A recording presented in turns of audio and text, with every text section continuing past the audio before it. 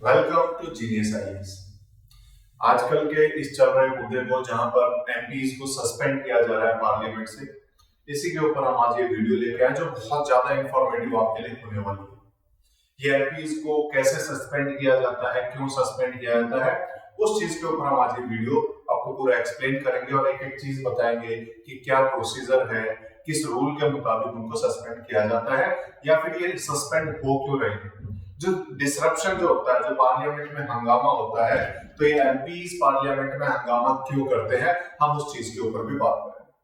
तो ये न्यूज आपने 2-3 दिन पहले आपके न्यूज़पेपर में देखी होगी, या आज भी अगर हम देखें तो आज भी आपने देखी होगी कि कितने ज्यादा एमपीज टोटल सस्पेंड हो चुके हैं पार्लियामेंट से।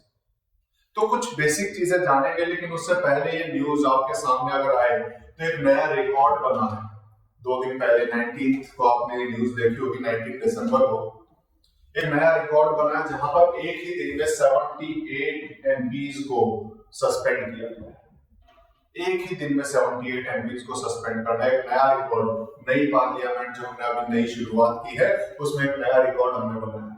इससे पहले रिकॉर्ड अगर हम देखें तो हमें 1989 में दिखाई देगा, जहां पर एक ही दिन में 63 मेंबर्स को सस्पेंड किया गया था, और यहाँ एक ही दिन में 78 मेंबर्स को सस्पेंड किया। हम इस सेशन की बात करें, जो ये सेशन चल रहा है जिसे हम विंटर सेशन भी कहते हैं, विंटर सेशन में अभी तक आज जब मैं वीडियो बना रहा हूं तो 143 मेंबर्स सस्पेंड हो चुके हैं। 143 मेंबर ऑफ पार्लियामेंट्स को, एमपीज को सस्पेंड किया जा चुका है। नंबर बढ़ भी सकता, आज भी हो सकता है और बढ़ जाए, कल भी और सस्पेंड हो जाए। अभी तक टोटल 143 एमपीज को सस्पेंड किया जा चुका है। अब ये विंटर सेशन की तो थोड़ा सा बेसिक जानकारी हम ले लेते हैं। जो हमारा पार्लियामेंट काम करता है वो अलग अलग सेशंस में काम करता है, और आमतौर पर जो अभी तक हम देखते आ रहे हैं 3 सेशन हमें दिखाई देते हैं। वो 3 सेशन होते हैं: budget session, monsoon session and winter session. In 3 sessions में ये पार्लियामेंटेरियंस या फिर हम एमपीज कहीं आके बैठते हैं और अलग अलग मुद्दों पे बात करते हैं। अभी जो चल रहा है वो विंटर सेशन है, और विंटर सेशन में 143 एमपी सस्पेंड हो चुके हैं। ये सस्पेंड क्यों किए जाए? सस्पेंड करने का एक जो मुख्य वजह है कि कहीं ना कहीं वो जो पार्लियामेंट की जो प्रोसीडिंग्स हैं उसमें कहीं ना कहीं डिसरप्ट करते हैं, उसमें कहीं ना कहीं कुछ दखल अंदाजी करने की कोशिश करते हैं। तो अभी वाले एमपीज हैं, उनके हंगामे की बड़ी वजह क्या है? तो अभी पिछले वीक में अगर आप देखें, कुछ लोगों ने पार्लियामेंट में ब्रीच किया, सिक्योरिटी ब्रीच किया था। कहीं ना कहीं पार्लियामेंट में घुस के जो पीला सा येलो सा धुआं आपको देखने को मिला था, तो वो न्यूज आपने भी देखी होगी, जहां पर कुछ लोगों ने घुसकर वहां पर एक येलो का धुआं जो था वो वहां पर फैलाया था। तो पार्लियामेंट ब्रीच को लेकर के, उस सिक्योरिटी ब्रीच को लेकर के जितने अपोजिशन के एमएलएज जो थे, वो अपोजिशन के एमएलएज ने होम मिनिस्टर से जवाब मांगा। होम मिनिस्टर से वो सवाल करना चाहते हैं, और कहीं ना कहीं इसी चीज को हंगामा के रूप देते हुए और वहीं पर उसी के लिए प्रोटेस्ट करते हुए, जब देखा कि प्रोटेस्ट बढ़ रहा है, हमारी जो पार्लियामेंट की कार्यवाही वो नहीं हो पा रही है, तो जो भी चेयरपर्सन होता है उसने कदम उठाया और इनको सस्पेंड किया। तो इनको सस्पेंड कौन कर सकता है, या ये सस्पेंड होते कैसे हैं, उसके ऊपर बात करने से पहले कुछ बेसिक चीजें हमें पता होनी चाहिए, जिससे हम इस मामले को बहुत अच्छे से समझ पाए। जितने भी रूल्स या जितने लॉज है, कहीं ना कहीं उसका सोर्स हमारा कॉन्स्टिट्यूशन है। तो हमारे कॉन्स्टिट्यूशन में एक आर्टिकल है, article 118 sub clause 1। Article 118 sub clause 1 क्या कहता है कि जो 2 हाउसेज हैं, कौन कौन से हाउसेज? हमारे पार्लियामेंट के 2 हाउसेज हैं। कौन कौन से हैं? एक लोकसभा और एक राज्यसभा। आर्टिकल 1181 कहता है कि पार्लियामेंट यानी ये हाउसेज अपनी प्रोसीडिंग्स को करने के लिए, अपने कंडक्ट को और अपने बिजनेस को रेगुलेट करने के लिए अपने रूल्स बना सकते हैं। अपने कंडक्ट और बिजनेस को रेगुलेट करने के लिए, थोड़ा इजी करने के लिए कि कैसे हम अपना बिजनेस करेंगे, उसके लिए ये दोनों हाउसेज अपने रूल्स बना सकते हैं। ये बात आर्टिकल 118 में गई। आर्टिकल 118 की पावर देता है इन दोनों हाउसेस को, और इसीलिए इन दोनों हाउसेस ने अपने रूल्स बनाए हुए हैं और उस रूल बुक का नाम है rules of procedure and conduct of business ये रूल बुक है जो दोनों हाउसेस ने अपने बनाए हुए हैं। आरओपी सीओबी इसको हम शॉर्ट फॉर्म में बोल देते हैं, ROP COB, rules of procedure and conduct of business. और इन्हीं में अलग अलग रूल्स लिखे हुए हैं, इन दोनों हाउसेस ने बनाए हुए हैं और उन्हीं रूल्स के मुताबिक ये अपना काम करते हैं, अपनी कार्यवाही, अपनी प्रोसीडिंग्स को चलाते हैं। उन्हीं रूल्स में कुछ स्पेशल पावर्स हम उनके चेयरपर्सन को देते हैं। अब इनके चेयरपर्सन की अगर हम बात करें, थोड़ी सी और बेसिक जानकारी है। लोकसभा के जो चेयरपर्सन होते हैं उसे हम कहते हैं स्पीकर, और वहीं राज्यसभा के जो चेयरपर्सन होते हैं उसे हम कहते हैं चेयरमैन, और ये हमारे वाइस प्रेसिडेंट होते हैं। ठीक है, ये बेसिक सी जानकारी है। अब किसी भी हाउस को रेगुलेट करने के लिए इनको कुछ स्पेशल पावर्स दी जाती है ऑर्डर मेंटेन करने के लिए उस हाउस में, ताकि डिसिप्लिन बना रहे, ऑर्डर बना रहे, तो उसके लिए इनको कुछ स्पेशल पावर्स दी गई है और उन्हीं स्पेशल पावर्स के तहत ये एमपीज को सस्पेंड कर सकते हैं। जब मैं लोकसभा की बात करता हूं तो वहां पर ये पावर स्पीकर के पास होती है, और जब मैं राज्यसभा की बात करता हूं तो वहां पर ये पावर चेयरमैन के पास होती है। तो क्या पावर्स है और क्यों ये सस्पेंड करना पड़ता है, या फिर सबसे पहली बात ये सस्पेंड कैसे होते हैं, उससे पहले अगर हम इस बात पे बात करें कि पार्लियामेंट्री या एमपीज हंगामा करते ही क्यों हैं, तो सबसे पहले हम उस चीज को देख लेते हैं कि एमपीज हंगामा क्यों करते हैं, पार्लियामेंट की कार्यवाही में दखलंदाजी क्यों करते हैं। तो उसकी कुछ मुख्य वजह है। तो क्या क्या मेन वजह है? सबसे पहली बात, हमारे सिर्फ 3 सेशन है, budget, monsoon and winter session, और उसमें भी हम देखें ज्यादा दिन के लिए पार्लियामेंट काम नहीं करती है, तो बहुत कम टाइम एमपीज को मिल पाता है अपनी बात कहने का, अपना मुद्दा कोई भी पार्लियामेंट के सामने रख पाने का। तो एक तो टाइम कम है, और इसी वजह से सब चाहते हैं कि मेरी भी बात सुनी जाए। जब नहीं सुनी जाती है तो कहीं ना कहीं फ्रस्ट्रेशन होता है, और ये पार्लियामेंट में हंगामे के रूप में अपनी बात को कहने के लिए हंगामा करता है। तो पार्लियामेंट के डिसरप्शन का एक बड़ी जो मुख्य वजह है वो है लैक ऑफ टाइम। और दूसरी मुख्य वजह अगर देखें तो वो जो मुद्दे जो सरकार के सामने लाना चाह रहे हैं, जो सरकार से जिनका जवाब मांगना चाह रहे हैं, सरकार जो भी उस टाइम पर रूलिंग में होती है, वो पार्टी कहीं ना कहीं उनको नजरअंदाज करती है। तो मेन पावर में जो सरकार है, मेन पावर में जो पार्टी है, जिसकी सरकार है, उनका एटीट्यूड बहुत ही अनरिस्पॉन्सिव होता है बाकी एमपीज के प्रति, अपोजिशन के एमपीज के प्रति।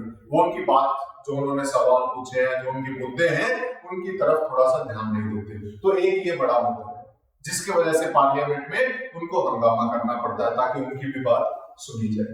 उसके अलावा अगर हम देखें तो एक और जो मुख्य वजह है वो है पब्लिसिटी के लिए, या पॉलिटिकल, अगर हम कहें कि पॉलिटिकल मूव होता है, ठीक है, तो पॉलिटिकल या फिर पब्लिसिटी पर्पस के लिए भी ये हंगामा किया जाता है, ठीक है, ताकि पब्लिसिटी हो जाए, या पॉलिटिकली मोटिव उनके पीछे थोड़ा बहुत छुपा होता है। या फिर एक हम देखें तो कहीं ना कहीं जो एमपीज डिस्टर्ब करते आए हैं, जो एमपीज पार्लियामेंट की प्रोसीडिंग्स में दखलंदाजी करते आए हैं, उनके खिलाफ कोई बड़ा एक्शन हमने कभी नहीं देखा है। तो उनके खिलाफ कभी भी ऐसा कोई प्रॉम्प्ट एक्शन या बड़ा एक्शन नहीं होता है। इस वजह से भी उनको और ज्यादा मोटिवेट होते हैं कि हम आगे भी ऐसे हंगामे करते रहे, कुछ होना तो है नहीं। तो इसीलिए ये डिसरप्शन के कुछ मेन मुद्दे हैं जो हमें समझ में आते हैं। इसके अलावा मेन मुद्दा अगर हम देखें तो हमें समझ में आएगा कि 70 साल से ज्यादा हमें आजाद हुए हो चुके, 70 साल से ज्यादा इन रूल्स को बने हुए हो चुके हैं। जिन रूल्स की मैं बात कर रहा था, rules of procedure and conduct of business. In rules को बने हुए 70 साल से ज्यादा हो गए हैं और आज तक इन्हें कोई भी बदलाव, इसमें हम देखें कोई बड़ा बदलाव इसमें किया नहीं गया है, कोई ज्यादा चेंजेस नहीं किए गए हैं। तो इनमें रूल्स की अगर हम बात करें, ये फेवर करते हैं जो भी पॉलिटिकल पार्टी पावर में होती है। कोई भी पॉलिटिकल पार्टी जो पावर में है, जो सत्ता में सरकार है, ये कहीं ना कहीं उसकी तरफ ज्यादा फेवर है। तो जो पावर में सरकार है, पावर में जो पार्टी है, वो दूसरे लोगों को, दूसरे एमपीज को टाइम ही नहीं देती है उनके मुद्दे सुनने का। कोई भी बिल आता है तो जो सरकार में है, जो पॉलिटिकल पार्टी पावर में है, उनके बिल्स को तो आसानी से ले लेते हैं, लेकिन बाकी जो एमपीज हैं, उनके बिल्स को नजरअंदाज कर दिया जाता है।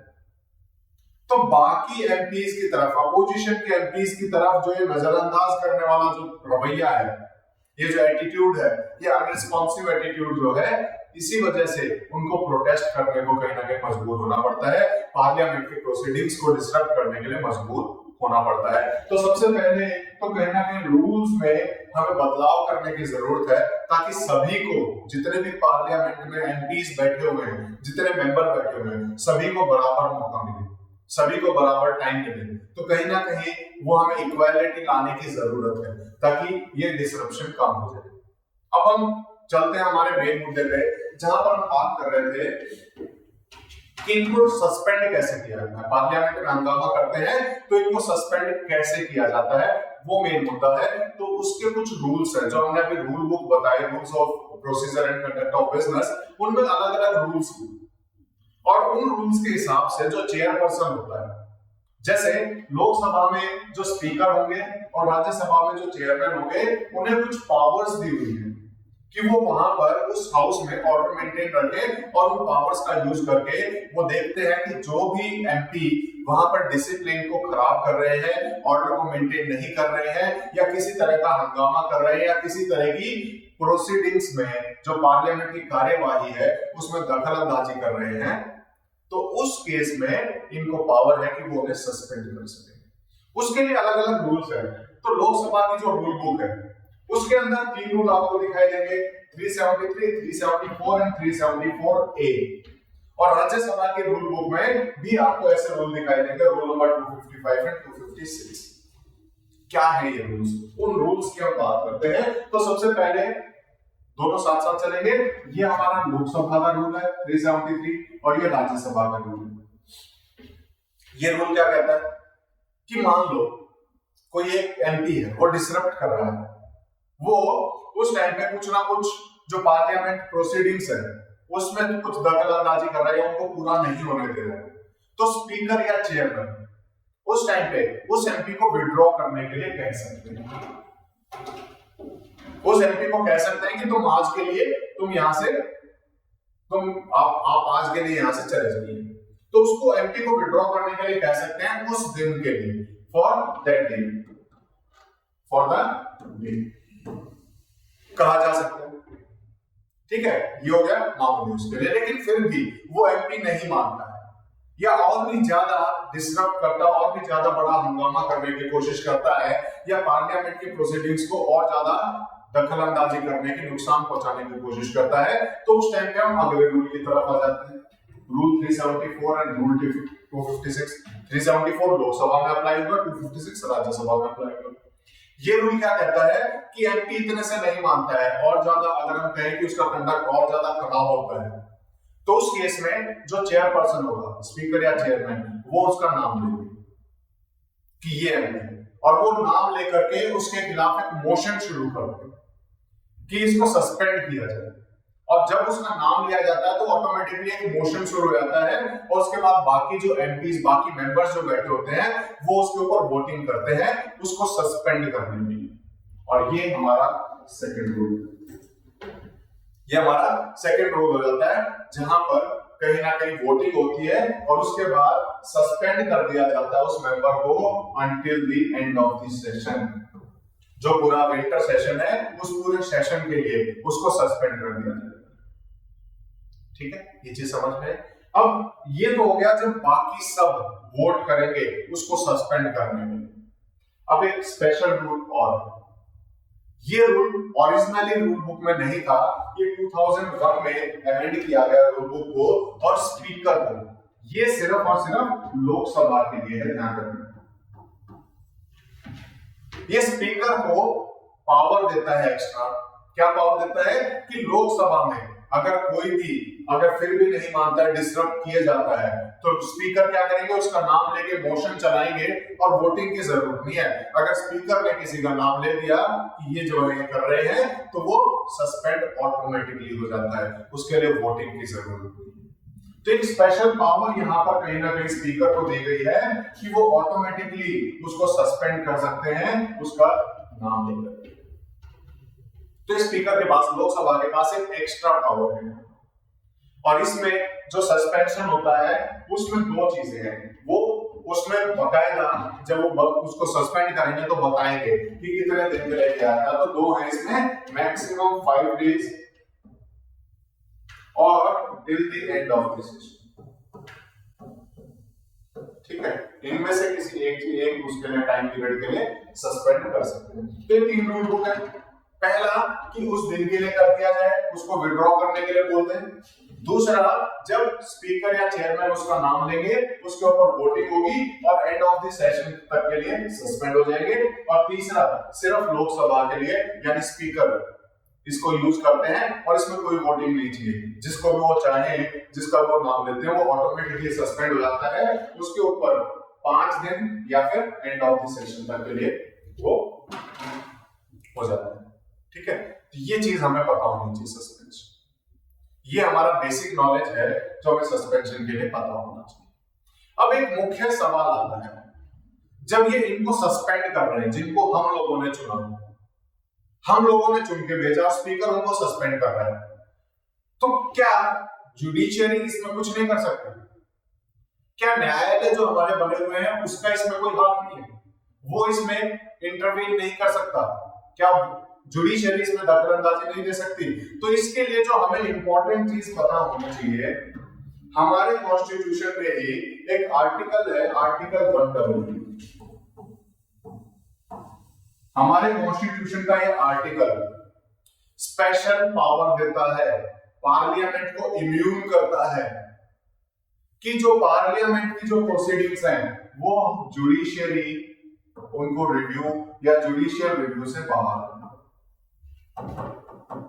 पार्लियामेंट की प्रोसीडिंग्स वो इम्यून है जुडिशियल रिव्यू से। पार्लियामेंट की प्रोसीडिंग्स के ऊपर जुडिशियरी कुछ नहीं कर सकती।